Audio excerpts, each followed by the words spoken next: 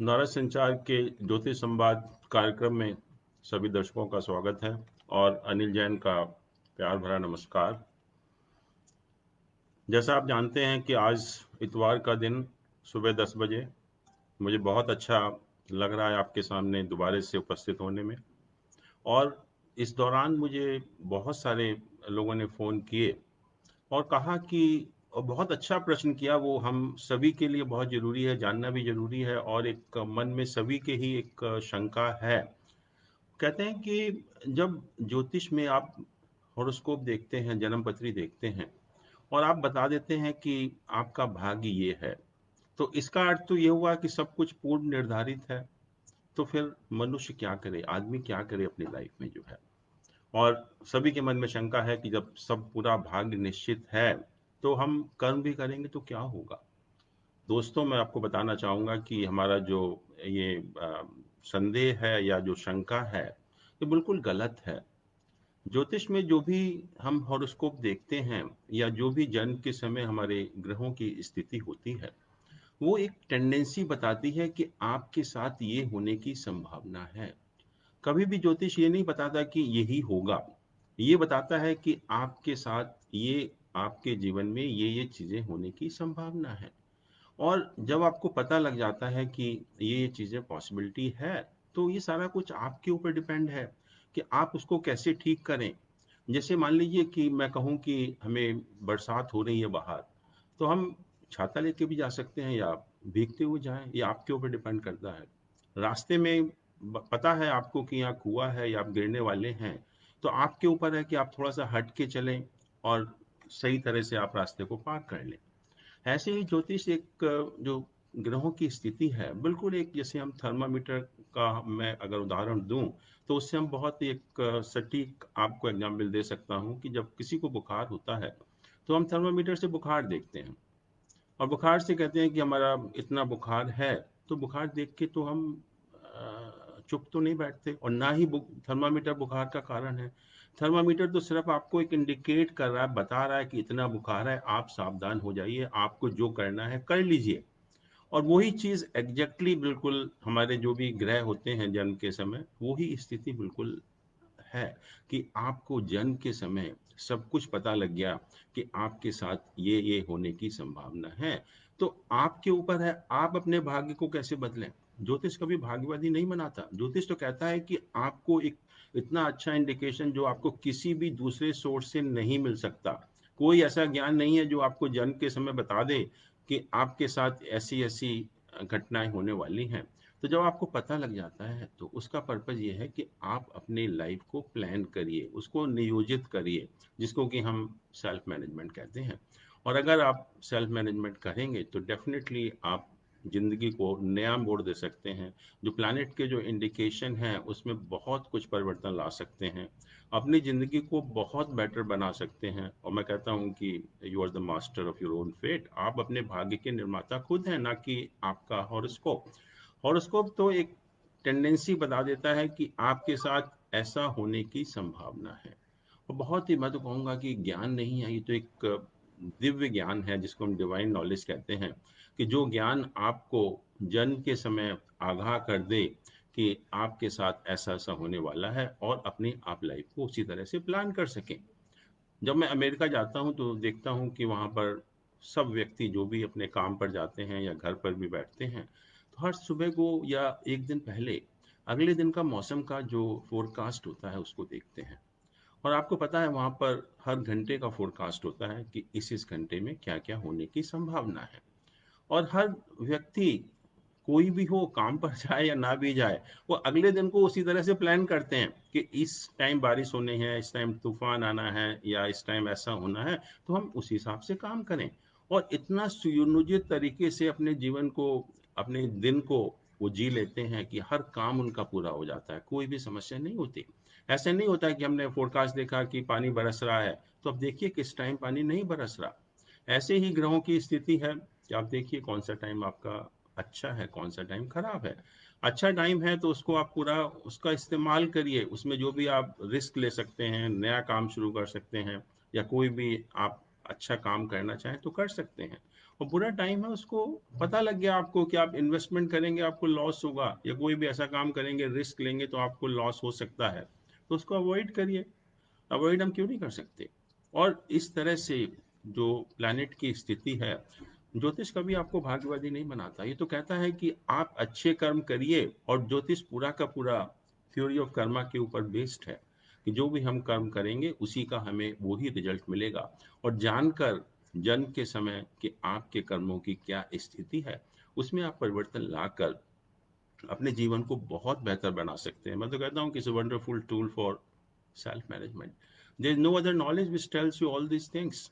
और जो हम मैनेजमेंट की बात भी करते हैं कि ऑप्टिमाइजेशन ऑफ रिसोर्सेज, या प्रोडक्टिविटी को, या प्रोफिशिएंसी को, या एफिशिएंसी को इंक्रीज करना, आप कोई भी मैनेजमेंट कर लीजिए, कोई भी मैनेजमेंट कोर्स अटेंड कर लीजिए, कितने भी बड़े आप मैनेजमेंट के ज्ञाता क्यों ना हो, आप कितना इंप्रूव कर सकते हैं अपनी एफिशिएंसी को? 5%, 10%, इससे ज़्यादा तो नहीं कर सकते। लेकिन जो ज्योतिष सिखाता है वो सेल्फ मैनेजमेंट सिखाता है, और सेल्फ मैनेजमेंट के द्वारा आप एक्सपोनेंशियल इम्प्रूवमेंट कर सकते हैं अपनी एफिशिएंसी का, मल्टीप्लाई कर सकते हैं आप। कोई लिमिट नहीं है उसका, क्योंकि हम सभी जानते हैं कि हम अपने माइंड का, अपनी जो हमारी शक्ति है, उसका हम 10% या 15% से ज़्यादा इस्तेमाल नहीं कर पाते पूरी लाइफ में। और सेल्फ मैनेजमेंट के द्वारा अगर हम थोड़ा सा भी उसको बढ़ा लेंगे, 20% भी कर लेंगे, तो we can do wonders in this life. और मैं भी आपको एक एक सत्य कथा है उसके बारे में बताना चाहूँगा, जिससे कि आपको बहुत चीज़ें क्लियर हो जाएंगी ज्योतिष के बारे में। कि बहुत एक पुरानी बात है जो मुझे किसी मेरे दोस्त ने बताई थी, और ये एक सच्ची घटना भी है। जैसे एक गांव में एक साधु रहते थे, गुरुजी रहते थे। और वहाँ पर सब लोग, जब भी कुछ प्रॉब्लम होती थी, उनको ज्योतिष का ज्ञान भी था, तो कोई भी समस्या होती थी तो लोग उन्हीं के पास जाते थे। या किसी फैमिली में कोई अगर बच्चा भी पैदा होता था, तो उसका भाग्य जानने के लिए वो गुरु जी के पास जाया करते थे लोग। ऐसे ही एक परिवार में एक बच्चे का जन्म हुआ, और जैसी प्रथा थी कि आप अपना उसका डिटेल लेकर वो गुरु जी के पास गए, उसके फादर जो है। और गुरु जी ने हॉरोस्कोप देखा। हॉरोस्कोप देखकर उनके हवा बिल्कुल, चिंताएं इतनी बढ़ गई, उनके चेहरे की चिंताएं देखने लायक थी। और उसके पिता ने पूछा बच्चे के कि क्या गुरुजी, क्या हुआ, आप इतने चिंतित क्यों हो गए हो? उसने कहा कि गुरुजी ने कि मैं आपको बताना चाहता हूँ कि इस बच्चे का भाग्य बहुत खराब है। ये बच्चा तो बहुत बड़ा कोई क्रिमिनल बनेगा, लोगों के पेट पर चाकू चलाएगा। और मैं तो कुछ कह नहीं सकता कि इसका भाग्य वाकई में बहुत खराब है, और आपके घर में जिस बच्चे ने जन्म लिया है वो आपके लिए बिल्कुल कलंक का कारण बनेगा। और जैसे ही पिताजी ने सुना तो बहुत चिंता हुई, क्या करें क्या ना करें, बहुत विचार विमर्श हुआ घर पर जो है। फिर लोगों ने डिसाइड किया कि ऐसे बच्चे को अपने पास रखना शायद ठीक नहीं होगा, जो परिवार के कलंक का कारण बने। तो उन्होंने क्या किया परिवार ने, कि वो बच्चे को गुरुजी के पास छोड़कर और कहीं और दूर जगह चले गए, जिससे कि बच्चे के पास ना रहेंगे, ना उससे कोई प्रेम होगा। और काफ़ी दिन ऐसे ही चलता रहा, उन्होंने कोई बच्चे की परवाह भी नहीं की कि क्या हो रहा है क्या नहीं हो रहा। और करीब जब 25-30 साल हो गए उस घटना को, उसके बाद उनका चक्कर लगा उस गांव की तरफ जहां वो अपने बच्चे को छोड़कर गए थे। वहां पर दोबारा से उनका आना हुआ, और आए तो देखा वहां पर बहुत परिवर्तन हो गया है गांव के अंदर जो है। और गुरुजी वही हैं, और उन्होंने बहुत बड़ा एक आश्रम बना लिया है वहां पर, और बहुत ही एक अच्छा एनजीओ टाइप का या चैरिटेबल काम कर रहे हैं। और वहां पर एक हॉस्पिटल भी है, स्कूल भी हैं, और भी बहुत सारी चैरिटेबल काम हो रहे हैं वहां पर। तो गुरुजी से मिलने पहुंचे, और गुरुजी ने उनको बैठाया और उनसे बातचीत की। फिर गुरुजी ने कहा कि एक किसी को कहा कि उन डॉक्टर साहब को यहाँ बुलाइए। वो डॉक्टर साहब आए वहाँ पर जो है। और फिर गुरुजी ने कहा उन माँ बाप से कि आप इनको पहचानते हैं? बोले नहीं, हम तो नहीं जानते इनको जो है। तो गुरुजी ने कहा कि ये वही है जो आप अपने बच्चे को छोड़कर गए थे, वो यही बच्चा है यहाँ पर जो है। उनको बहुत गुस्सा आया माँ बाप को, गुरुजी आपने हमारे साथ क्या किया, आपने तो हमारे साथ बहुत बड़ा धोखा किया है।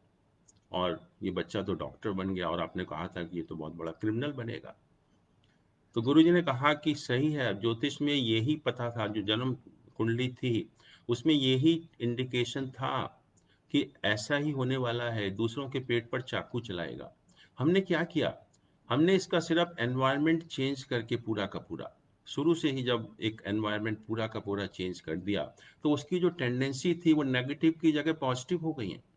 और वही काम वही कर रहा है अभी भी दूसरों के पेट पर चाकू चला रहा है। अंतर सिर्फ इतना ही है कि जीवन लेने के लिए नहीं बल्कि जीवन देने के लिए है।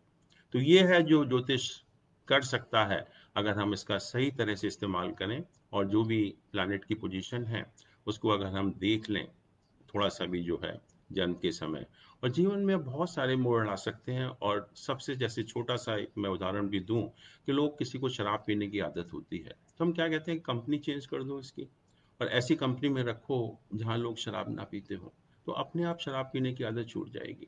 तो ऐसे ही ज्योतिष में भी है, बहुत सारे उपाय हैं। बहुत तरह से एनवायरनमेंट को चेंज करके, रहन सहन को चेंज करके, खान पीन को चेंज करके बहुत कुछ हम अपनी लाइफ में परिवर्तन ला सकते हैं और अपनी लाइफ को बहुत कुछ बेटर बना सकते हैं। जैसे मान लीजिए किसी का सूर्य जो है बहुत ज़्यादा एफ्लिक्टेड है और हमें पता है कि इस व्यक्ति को हार्ट प्रॉब्लम होने की टेंडेंसी है। जैसे मैंने कहा कि ये आपको बचपन में ही पता लग जाता है कि सन जो है हमारा हार्ट को रिप्रेजेंट करता है, दिल को रिप्रेजेंट करता है। और सन अगर बहुत ही अशुभ ग्रहों से पीड़ित हो तो ये इंडिकेशन होता है कि ऐसे व्यक्ति को हार्ट प्रॉब्लम हो सकती है। तो जब हमें पता लग गया कि आपके अंदर ऐसी टेंडेंसी है, तो आप अपना रहना, खाना पीना जो भी आप कर सकते हैं, योगा करें, मेडिटेशन करें, खाना पीना आप शुरू से ही चेंज करें उसको, तो क्यों होगा हार्ट अटैक? अब बहुत हद तक उस समस्या से बच सकते हैं। और यही ज्योतिष ज्ञान का फायदा भी है। और मैं कहता हूँ कि जो प्रिडिक्शन करना है, it is just the by product of this knowledge.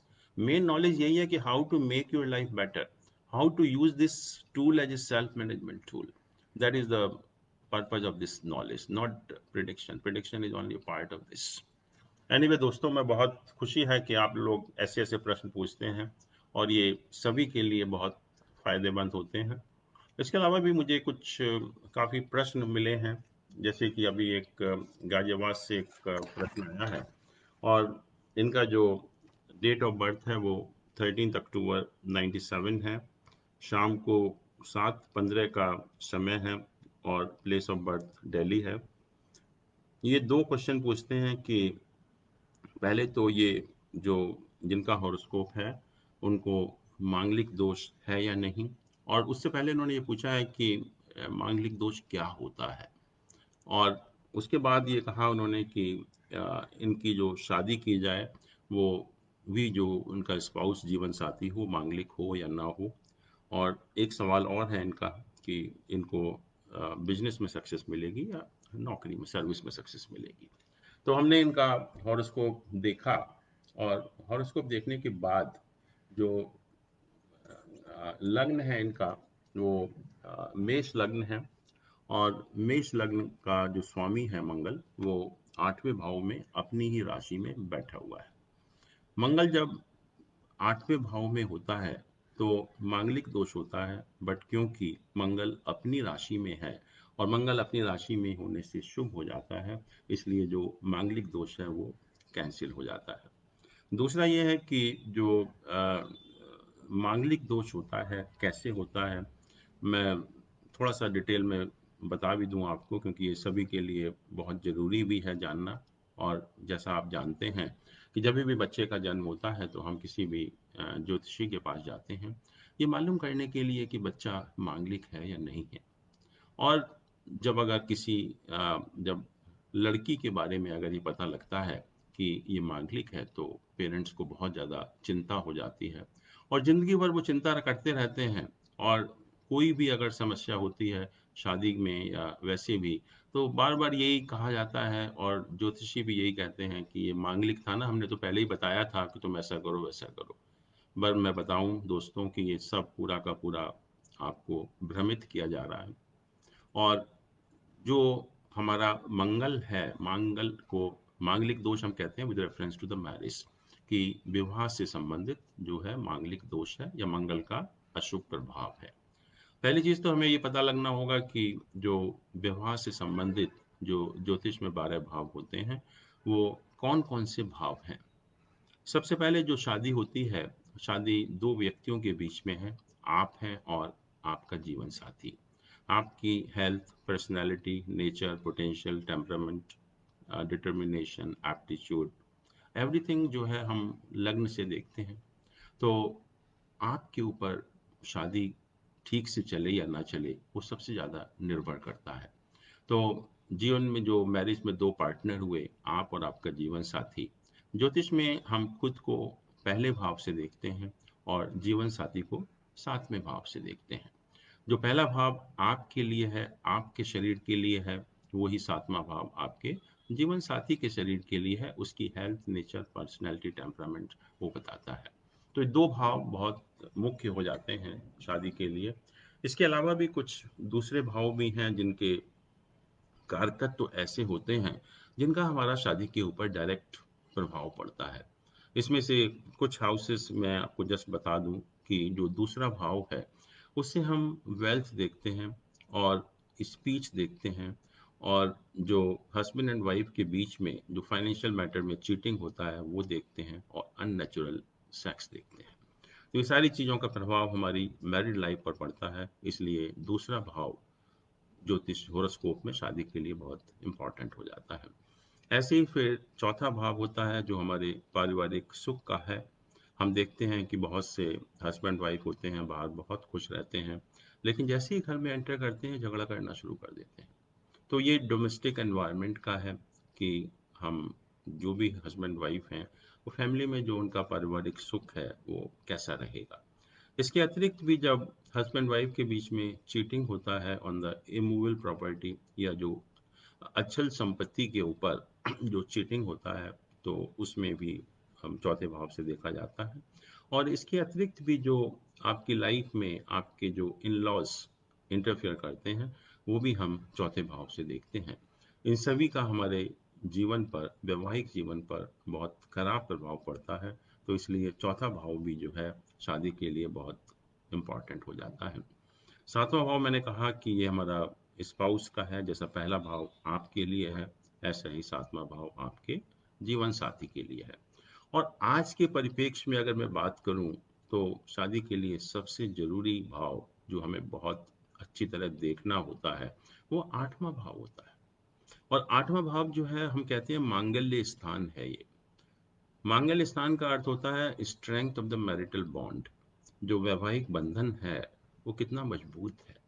जो हम सेपरेशन डाइवोर्स की जो आज मेन प्रॉब्लम है, वो हम आठवें भाव से ही देखते हैं। और इसके अतिरिक्त ये आठवां भाव मारक भी बन जाता है आपके जीवन साथी के लिए, क्योंकि जो भी दूसरा भाव होता है वो उस भाव के लिए मारक होता है।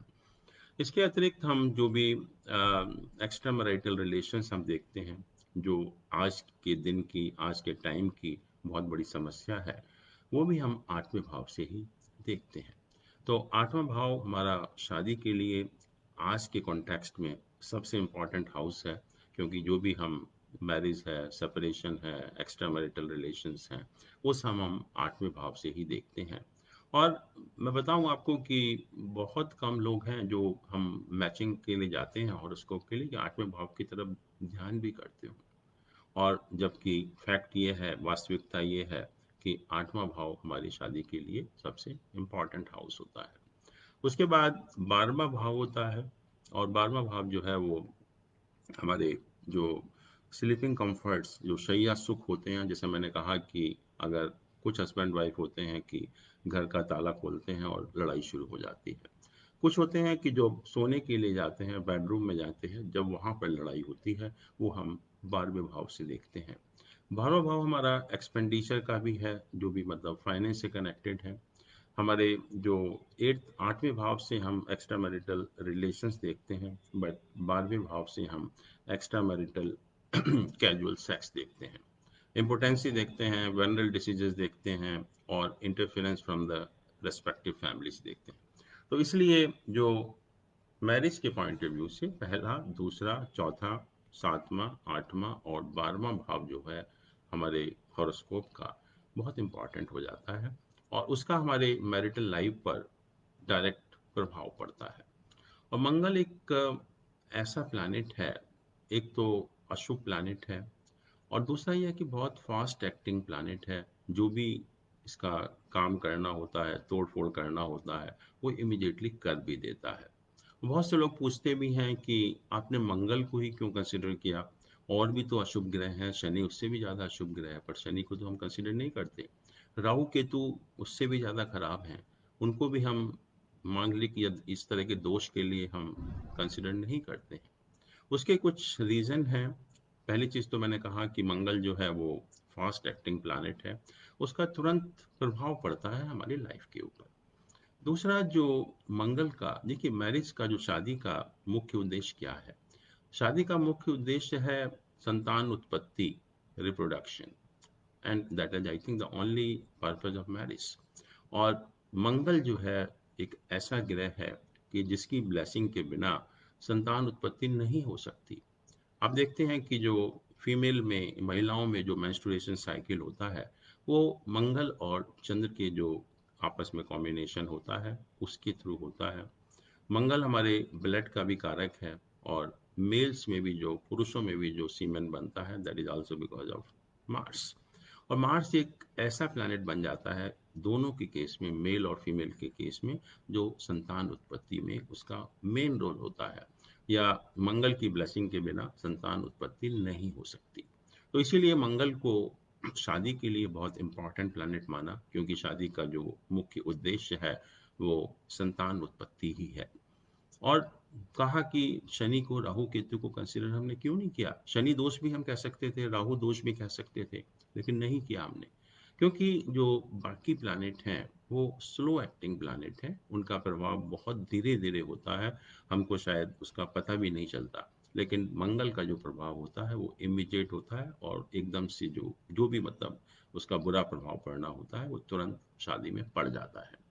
इसके बाद जो मैंने कहा कि जो शादी से कनेक्टेड भाव हैं 1 2 4 7 8 12, तो इसका मतलब मंगल जब इन स्थानों में होता है तो हम कहते हैं कि आप मांगलिक दोष से पीड़ित हैं, मांगलिक दोष से पीड़ित हैं। अब क्वेश्चन ये आता है, और शायद पता नहीं कितने लोग जानते भी हैं, कि जब हम इन भावों की गणना करते हैं तो हम लग्न से ही नहीं करते, हम इन भावों की गणना जो है वो चंद्रमा से भी करते हैं और शुक्र से भी करते हैं। चंद्रमा हमारे मन का कारक है, शुक्र हमारे सेक्सुअल ऑर्गन्स हैं। तो इन भावों की गणना चंद लग्न से भी की जाती है, चंद्रमा से भी की जाती है, और शुक्र से भी की जाती है। और आपको शायद ताज्जुब होगा ये जानकर कि मांगलिक दोष सबसे खराब शुक्र से माना गया, उससे कम खराब चंद्रमा से माना गया, और सबसे कम खराब लग्न से माना गया। और वास्तविकता तो ये है कि जितने भी हम लोग, क्योंकि सॉफ्टवेयर अवेलेबल हैं, और बहुत से लोग हम में से ये एस्ट्रोलॉजर के पास जाने की ज़रूरत भी नहीं समझते, क्योंकि सॉफ्टवेयर से देख लेते हैं वो। और कितने सॉफ्टवेयर जो बताते हैं कि ये मांगलिक दोष लग्न से भी है या चंद्रमा से भी है, शुक्र से है, मुझे तो बहुत संदेह है, क्योंकि मैंने ज़्यादातर देखा है कि वो सिर्फ लग्न से ही बताते हैं, और चंद्रमा और शुक्र से बताते भी नहीं है। और वास्तविकता यह है कि जो शुक्र से मांगलिक दोष सबसे खराब होता है, चंद्रमा उससे खराब, और लग्न उससे भी खराब, उससे कम खराब होता है। तो जब भी जो मंगल इन भावों में होता है, लग्न से, चंद्र से और शुक्र से, तब हम कहते हैं कि व्यक्ति मांगलिक दोष से प्रभावित है। और मंगल, मैंने कहा कि जरूरी नहीं है कि अशुभ ही हो, कुछ केसेस में शुभ भी हो जाता है, जैसे अपने जब राशि में होता है, उच्च का होता है, या किसी भी जुपिटर वगैरह के साथ एसोसिएटेड होता है, नवांश चार्ट में वर्गोत्तम हो जाता है, तो उस केसेस में हम जो है इसको कह देते हैं कि जो मांगलिक दोष है वो नलिफाई हो जाता है। जैसा मैंने कहा कि इन भावों की गणना हम लग्न से भी करते हैं, मून से भी करते हैं, और वीनस से भी करते हैं। और दोस्तों, मैं बताना चाहूंगा कि आप देखिए, I have yet to see a person who is not covered in the definition of manglik dosh. ऐसा कोई भी व्यक्ति नहीं है जो मांगलिक दोष की डेफिनेशन में ना आता हो। और ये कहना कि ये मांगलिक है, वो मांगलिक है, ये नहीं है, वो नहीं है, ये सब आपको भ्रमित किया जा रहा है। हर व्यक्ति जो इस पृथ्वी पर है मांगलिक दोष से प्रभावित है, और हम इसी चिंता में लगे रहते हैं कि मांगलिक से शादी करें या नॉन मांगलिक से शादी करें। मुझे नहीं लगता उसका कोई प्रभाव होने वाला है। और ज्योतिष शास्त्र में ऐसे बहुत सारे कॉम्बिनेशंस दिए हुए हैं कि जिनके कारण ये मांगलिक दोष नलीफाई भी हो जाता है। और अगर आप उन कॉम्बिनेशंस को देखें तो मैं कहूँगा, और ये आपको वास्तविकता बता रहा हूँ, शायद आपको किसी को पता भी नहीं होगा और शायद लोगों इससे नाराज भी हों मुझसे जो है, कि उन अगर हम कॉम्बिनेशंस को अप्लाई करेंगे तो हर व्यक्ति उन कॉम्बिनेशन से मांगलिक दोष नलीफाई भी हो जाता है। तो इसका अर्थ ये हुआ कि मांगलिक दोष है और नहीं भी है। तो ये क्या है? सिर्फ एक लोगों को भ्रमित करने का साधन है, इसके अतिरिक्त और कुछ नहीं है। तो आपको समझना पड़ेगा कि जो मांगलिक दोष है उससे कोई ऐसी परेशान होने वाली बात नहीं है, और सभी मांगलिक दोष से प्रभावित हैं। तो इसलिए ये बहुत ज़्यादा चिंता करने की ज़रूरत नहीं है कि जब शादी के लिए अब जा रहे हैं कि वो दूसरा मांगलिक है या नहीं है। हर व्यक्ति मांगलिक है। और जैसा इन्होंने क्वेश्चन कहा कि मांगलिक से शादी करें या नॉन मांगलिक से शादी करें, तो मेरा उत्तर भी वही है कि उसकी आपको चिंता करने की ज़रूरत नहीं है। मांगलिक हो या नॉन मांगलिक हो, उससे जो है फ़र्क नहीं पड़ेगा। और दूसरा इन्होंने ये भी कहा कि वो सर्विस करना चाहिए या बिजनेस करना चाहिए। तो वो भी मैं बताना चाहूँगा कि जो इनका हॉरोस्कोप है, ये इंडिकेट करता है कि इनको बिजनेस में सक्सेस नहीं मिलेगी, और मैं यही एडवाइस करूँगा कि इनको बिजनेस नहीं करना चाहिए। इनको अपना ध्यान या अपना पूरा कंसंट्रेशन नौकरी की तरफ लगाना चाहिए, और नौकरी करेंगे तब इनको लाइफ इनकी ठीक रहेगी। अभी एक प्रश्न किया है नरेंद्र शर्मा जी ने। इन्होंने डेट ऑफ बर्थ बताया है अपना 5 नवंबर 79, बर्थ टाइम 9:40 है, और बुलंदशहर का बर्थ है। इन्होंने कहा है कि please check and let me know about my future. Let us see the horoscope actually.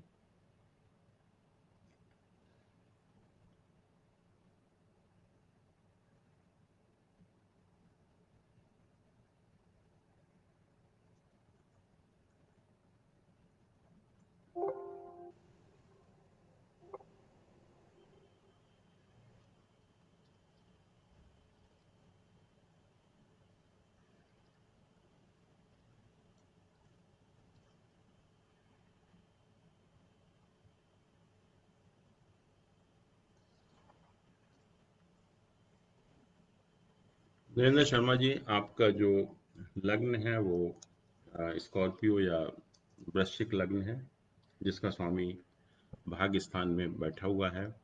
और लग्न का स्वामी भाग्य स्थान में बैठना एक बहुत बड़ा राजयोग होता है, जो कि एक बहुत अच्छा इंडिकेशन भी है। दूसरा, ये आपका चंद्रमा है, जो कि बहुत इम्पॉर्टेंट प्लैनेट है हम सबके लिए। चंद्रमा आपका 7वें घर में उच्च की पोजीशन में बैठा हुआ है। एक ये बहुत एक अच्छी पोजीशन होती है चंद्रमा की जो है। और इसके अतिरिक्त जो आपकी इस समय दशा ऑपरेट हो रही है वो पहले आपकी राहु की दशा चल रही थी नवंबर 18 तक। उसके बाद जुपिटर की दशा शुरू हुई है। और जुपिटर जुपिटर में जो मतलब जुपिटर की महादशा में जुपिटर की अंतर्दशा 8 जनवरी 2021 को खत्म होगी। और उसके बाद आपका जो असली पीरियड है लाइफ का, वो शुरू होगा। और गुरु का प्लेसमेंट आपके हॉरोस्कोप में बहुत अच्छा है। पहली चीज़ तो यह है कि ये 10वें भाव में बैठा हुआ है राहु के साथ में। और नवांश चार्ट में इसका उच्च का स्थान है 5वें घर में, जो बहुत बली हो जाता है।